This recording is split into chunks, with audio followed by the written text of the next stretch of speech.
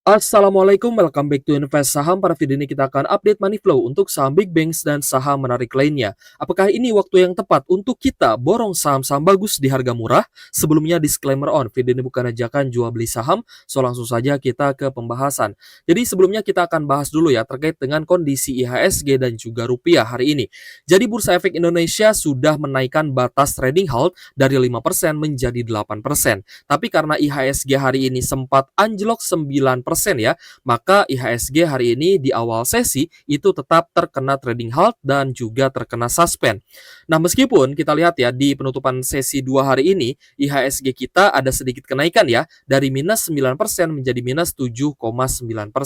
Tapi kita melihat hari ini saham-saham perbankan besar dan juga saham-saham konglomerasi tetap menjadi pemberat IHSG. Teman-teman juga harus tahu ya bahwa di IHSG saham-saham konglomerasi ada beberapa yang memiliki market cap yang tinggi. Contohnya saham Bayan Resources, lalu ada juga saham Brand dan juga Tepia. Ketika saham konglomerasi ini anjlok bahkan ARB hari ini, maka juga bisa menjadi pemberat IHSG. So, kita pun melihat bahwa rupiah kita ini masih melemah ya, baik itu di market spot, GISDOR, ataupun juga di market offshore. Kemarin rupiah kita sempat tembus 17.000, untuk hari ini berada di level 16.800-an. Memang ada sedikit penguatan ya guys ya, tapi memang di market spot rupiah kita masih melemah ya, dari 16.700 ke 16.800-an. Tapi kita melihat ya bahwa pandangan ya atau statement ya dari pejabat atau petinggi di negeri ini ternyata masih cukup denial terkait dengan klaim dampak tarif Amerika Serikat yang menurut pemerintah ini tidak signifikan untuk Indonesia. Padahal tentu saja hal ini ya kenaikan tarif yang sudah diberlakukan oleh Presiden Donald Trump akan berdampak signifikan untuk perdagangan ekspor impor Indonesia terhadap negara-negara lainnya. Ya bukan hanya Amerika Serikat tapi juga untuk negara lain. So, kita berharap ya bahwa negosiasi yang akan terjadi ya antara Indonesia dan juga Presiden Donald Trump di Amerika Serikat ini bisa membuahkan hasil seperti Vietnam. Vietnam itu bisa menurunkan tarif ekspor impor ya antara kedua belah pihak. Vietnam dan juga Amerika Serikat menjadi 0%. Tapi di sisi lain kita melihat bahwa zero to zero antara Amerika Serikat dengan Uni Eropa itu ditolak mentah-mentah oleh Presiden Amerika Serikat sehingga tentu saja tawaran negosiasi haruslah menarik. Nah, kita akan melihat nanti hasilnya seperti apa. Tapi dengan penurunan saham hari ini pasti banyak pertanyaan gitu guys ya. Apakah hari ini ya detik ini ketika banyak saham yang anjlok adalah waktu yang tepat untuk kita memborong saham-saham bagus di harga murah? Kita akan jawab di video ini. Lalu kita pun akan bahas ya, selain saham-saham big banks, kita pun akan analisa ya kondisi saham seperti AAD dan juga ADRO untuk hari ini, dan juga saham-saham big bank seperti BBRI, BBNI, Bank Mandiri, dan BBCA.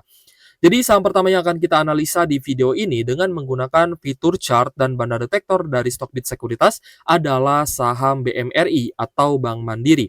So, untuk teman-teman yang ingin menggunakan fitur-fitur lengkap dari Stockbit, silahkan teman-teman mendaftar dengan link yang ada di kolom deskripsi. Karena tentunya Stockbit Sekuritas adalah aplikasi saham andalan yang saya gunakan untuk berinvestasi. Tapi untuk trading pun sebenarnya cukup nyaman ya jika kita menggunakan fitur di Stockbit Sekuritas. Karena banyak juga nih ya fitur-fitur pendukung yang bisa kita gunakan untuk kita menganalisa saham sebelum kita membeli saham, baik itu untuk investing ataupun untuk trading. Nah, contohnya di fitur chart dan banda detektor Stockbit ini sebenarnya akan memudahkan analisa teman-teman ya untuk memantau kondisi market, apakah sedang terjadi akumulasi atau distribusi. Apakah waktu yang tepat untuk membeli saham di harga murah adalah hari ini atau mungkin akan ada harga yang lebih diskon lagi. Nah, kita akan jawab satu persatu guys ya untuk saham-saham yang kita analisa. Untuk Bank Mandiri, hari ini kita lihat ada open gap down ya. Di sini gap down terjadi ketika open market, yaitu artinya ada pihak yang menjual saham ketika sebelum market buka. Ya, makanya di sini ada gap down yang terjadi dari 5.100-an ke 4.500 ya. Tadi sempat ke 4.500 ya. Sempat anjlok ya guys ya di atas 10%. Nah, jadi ada juga ya updatean atau perubahan aturan ya dari Bursa Efek untuk saham-saham di papan utama dan juga papan pengembangan untuk ARB-nya menjadi 15%. Waktu itu kan berbeda-beda ya, ada yang 20%, ada juga yang 15% gitu ya. Tapi untuk saat ini semuanya untuk papan utama dan pengembangan itu di 15%. Jadi ketika saham turun 15% itu akan ARB gitu ya. Jadi untuk Bank Mandiri, meskipun sebentar lagi akan membagikan dividen ya guys ya, tapi ketika ada penjualan yang besar tetap akan terjadi seperti ini. Ada gap down yang terjadi. Dan hari ini Bank Mandiri close di Rp4.670 per saham, tanggal 8 April hari ini ada distribusi yang besar, terutama dari AKKZ dan juga ZP. Namun kita melihat ada BKYP dan juga investor retail lain yang hari ini ternyata melakukan akumulasi. Namun overall ya untuk investor asingnya, hari ini ada penjualan yang cukup besar. Net sell asing mencapai 1,4 triliun rupiah. Nah, jadi sebenarnya untuk Bank Mandiri ini ya, teman-teman masih bisa wait and see. Jadi saya pun sounding ya ke teman-teman kalau misalkan di grup ya, di grup pribadi, kalau misalkan pun mau beli saham big banks itu jangan terlalu banyak dulu ya. Tetap menggunakan money management dan dilakukan secara bertahap. Kita santai saja. Ya jangan terburu-buru, jangan tergesa-gesa, jangan bernafsu untuk memborong saham di kondisi saat ini. Karena beberapa pertimbangannya seperti ini guys. Yang pertama, rupiah kita belum stabil. Nah, yang kedua, hasil negosiasi antara Amerika Serikat dengan Indonesia belum terlihat. Lalu yang ketiga, dampak dari perang dagang antara Amerika Serikat dan juga Cina ini masih berada di fase awal, masih berada di babak awal. Ya belum di pertengahan, belum di akhir. Kita belum melihat adanya perdamaian, kita belum melihat adanya perkembangan lebih lanjut gitu ya dari dampak antara perang dagang yang sedang terjadi ini. Nah, maka dari itu saya himbau ke teman-teman, kalaupun beli, jangan terlalu tergesa-gesa, jangan terlalu bernafsu, jangan terlalu banyak, santai aja, gitu ya. Kalau misal teman-teman mau cicil, ya cicil lah, tapi jangan terlalu banyak. Ya, karena pertimbangan tadi kita masih melihat akan ada harga yang lebih murah lagi untuk saham-saham perbankan besar. Salah satunya untuk Bank Mandiri. Jadi hari terakhir, mungkin teman-teman bisa pertimbangkan ya untuk membeli ataupun averaging down Bank Mandiri adalah nanti di hari come date dividen. Nah, kita lihat langsung ya untuk come date dividen Bank Mandiri di kalender dividennya Stockbit. Untuk Bank Mandiri, come date-nya di 11 April. Ya masih ada waktu ya, beberapa hari lagi, besok tanggal 9, 10, 11, ya masih ada waktu sekitar 3 hari lagi untuk kita melihat ya, apakah saham Bank Mandiri ini akan turun lebih dalam lagi atau akan ada kenaikan gitu ya. Tapi untuk saat ini kita melihat asing masih panic selling ya, masih banyak menjual saham Bank Mandiri. So, saham Bank Mandiri menjadi saham yang paling banyak dijual asing sehingga kita masih melihat adanya potensi penurunan untuk saham BMRI. Next, kita move ke BBRI ya guys ya. Jadi untuk BBRI kita lihat juga ada gap down dan sempat turun ya ke area low di 3.450, close di 3.640 ya dengan distribusi asing yang cukup besar. Terutama dari KZ, ZPAK, RX dan juga AI. Di sini kita tidak melihat ya adanya BK akumulasi tapi tidak banyak ya, hanya 5,3 miliar saja. BK-nya akumulasi tapi tidak banyak ya, yang banyak akumulasi hari ini adalah investor retail. Sedangkan investor asing hari ini net sell 1 triliun rupiah gitu ya. So, hari ini memang di market ya, itu ada net sell yang cukup besar guys. Untuk saham-saham big banks juga menjadi saham yang paling banyak ya dijual oleh investor asing. Kita coba cek ya untuk net sell asing hari ini terhadap IHSG. Karena saham Bank Mandiri dan BBRI menjadi saham yang paling banyak dijual asing. Net sell asing di market reguler itu mencapai 3,6 triliun. Jadi cukup besar ya net sell asing hari ini. Jadi teman-teman yang mungkin masih hold BBRI dan juga masih floating loss, tinggal di hold saja, mau averaging down juga silahkan. Tapi ingat, tetap sisakan cash ya guys ya, jangan sampai semuanya habis. Dan kita lihat ya untuk dividen final Bank Mandiri, Bank BRI ya akan bagi Rp208 per saham. Nah ini adalah keuntungan untuk teman-teman ya guys ya dengan dividen yield yang ditawarkan seperti itu. Kita akan lanjut ke saham BBCA. BBCA menjadi saham ketiga yang paling banyak dijual asing. Hari ini juga terkena gap down ya, sempat turun ke area low di 7.275, close di 7.700-an. Dan saya ingatkan ke teman-teman, untuk kalian yang masih berani ya buy on weakness, ketika ada kenaikan seperti ini dari area low-nya, jangan lupa untuk take profit dulu. Karena kita tidak tahu ya di mana level bottom untuk saham Big Banks ini, dan kita melihat ya net sell asing masih cukup besar. BBCA juga ada distribusi besar terutama dari RX, ZP, BB dan juga TP ya. Kita lihat di sini investor domestik dan retail akumulasi. Asingnya net sell 875 miliar untuk hari ini untuk saham BBCA. Jadi BBCA kita melihat ya, setelah bagi dividen, harga sahamnya pun masih tergoncang ya, masih turun juga. Kita next ke saham BBNI. Nah, untuk BBNI ini cukup menarik ya, karena meskipun hari ini turun ke area low di 3.610, ada kenaikan sampai di 4.030 ya closing hari ini. Dan sekali lagi saya ingatkan ke teman-teman, kalau sudah cuan ya buy on weakness dan tiba-tiba naik, lalu teman-teman cuan, jangan lupa take profit. Karena kita tidak tahu ya besok apakah akan lanjut turun atau akan lanjut naik. Tapi yang jelas, hari ini kita melihat bahwa kondisi ekonomi masih bisa lebih buruk lagi. Saya tidak ingin menakut-nakuti teman-teman, tapi kita berbicara fakta. Kalau misalkan faktanya ekonomi lebih baik, ya maka saya akan katakan ekonomi lebih baik. Saatnya kita borong saham-saham di harga murah. Tapi kondisi ekonomi sepertinya masih cukup stagnan. Jadi kita harus menunggu untuk melakukan akumulasi yang lebih besar. Ya akumulasi kecil-kecil boleh lah ya, tapi untuk akumulasi yang besar ya misalkan 80% cash saya belikan saham itu masih cukup lama. Ya karena bear market kemungkinan masih akan berlanjut. Untuk BBNI hari ini cukup unik ya. Kita lihat di market cukup netral, ada akumulasi dari asing ya, ada BB, BK dan AK yang akumulasi BBNI hari ini. So, yang menawarkan dividend yield yang cukup menarik ya di beberapa hari ke depan ini adalah BBNI dan juga BMRI. BMRI ya kalau misal dapat di harga bawah lagi ya bisa 10% gitu ya. Kalau BBNI di sekitar 9%-an gitu. Tergantung dari harga average yang kalian miliki juga. Next kita akan bahas juga ya beberapa saham Konglo yang hari ini juga cukup menarik.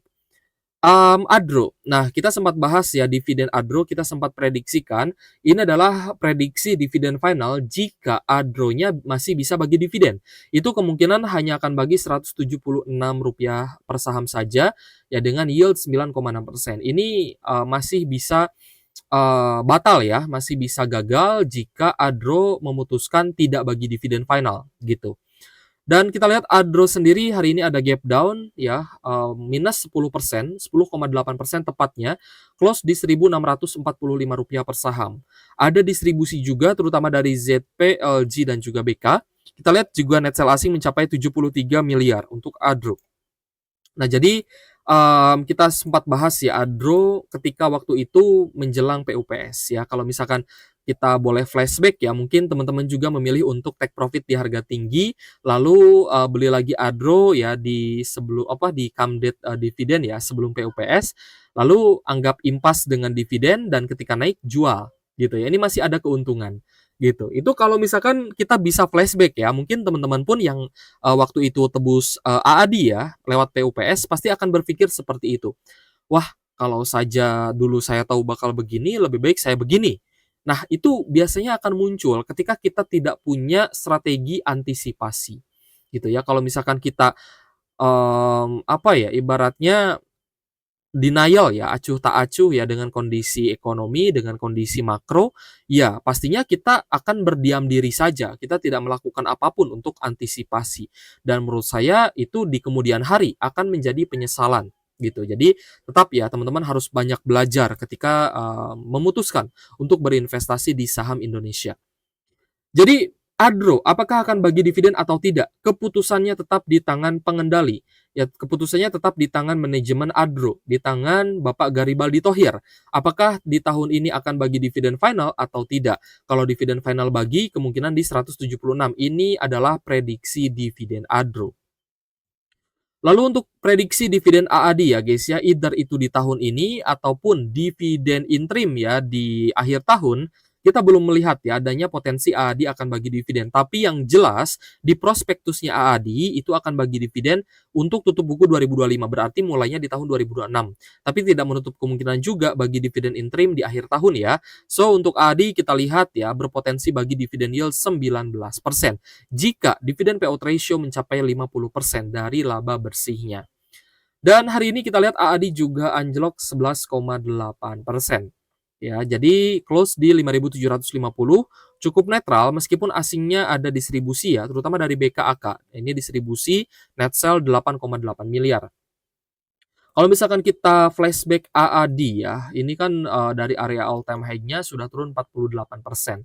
Tapi sebenarnya ya teman-teman yang, PUPS ya di 5.900, IPO di 5.500, ketika ya teman-teman melihat ternyata AAD-nya balik lagi ke harga semula ya, mendekati harga IPO ya, di bawah harga PUPS ya, maka teman-teman yang masih hold AAD ini mungkin berpikir, "Wah, kalau gitu saya TP di harga tinggi."